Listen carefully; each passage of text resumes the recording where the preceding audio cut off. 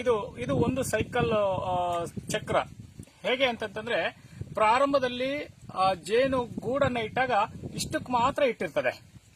ಹಾಗೆ ಅದು ಅವಾಗಲೇ ಅಲ್ಲಿ ಮೊಟ್ಟೆಯನ್ನು ಕೂಡ ಮಾಡಿರುತ್ತೆ. ಆ ಮೊಟ್ಟೆಯನ್ನು ಇಟ್ಟ ನಂತರ ಇದು ಮರಿಯಾಗಿ ಒಂದು ಸೈಕಲ್ ಎದ್ದ ನಂತರ ಮತ್ತೆ ಎರಡನೇ ಸೈಕಲ್ ಇಲ್ಲಿ ಮೊಟ್ಟೆ ಇಟ್ಟಿರ್ತವೆ. ಹಾಗೆ ಇಲ್ಲಿ ನೀವು ನೋಡ್ತಾ ಇರೋದು ಇಲ್ಲಿ ಖಾಲಿ ಇರೋಂತ ಒಂದು ಕಣ್ಣು, ಇದು ಎರಡನೇ ಸೈಕಲ್.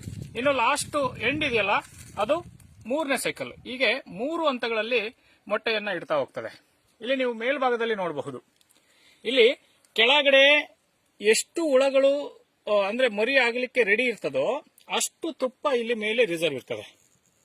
ಹಾಗೆ ಇಲ್ಲಿ ಮೊಟ್ಟೆಗಳು ಮತ್ತೆ ಈ ಚಿಕ್ಕ ಈ ಬಾಲ ಹುಳಗಳಿದಾವಲ್ಲ ಇವು ಖಾಲಿ ಆಯ್ತು ಅಂತಂದ್ರೆ ಇಲ್ಲಿ ತುಪ್ಪ ಕೂಡ ಇರೋದಿಲ್ಲ. ಹಾಗೆ ಇದಕ್ಕೆ ಒಂದು ಗರಿಷ್ಠ ಅವಧಿ ಇದೆ. ಇದು ಸುಮಾರು ನನಗೆ ಗೊತ್ತಿದ್ದಂತೆ 60 ದಿನಕ್ಕೆ ಈ ಮೇಣ ಇದೆಯಲ್ಲ, ಈ ಗೂಡಿಟ್ಟಿರೋಂಥ ಮೇಣ ಇದು ಕೊಲ್ಯಾಪ್ಸ್ ಆಗ್ತಾ ಹೋಗ್ತದೆ. ಆಗ ಈ ಜೇನುಗೂಡು ಮತ್ತೆ ಇವುಗಳ ಕುಟುಂಬ ಬೇರೆ ಕಡೆ ಶಿಫ್ಟ್ ಆಗ್ತಾ ಹೋಗ್ತದೆ. ಇದು ನಾನು ಕಂಡುಕೊಂಡಿರೋಂಥ ಈ ಜೇನಿನ ಬಗ್ಗೆ ಮಾಹಿತಿ.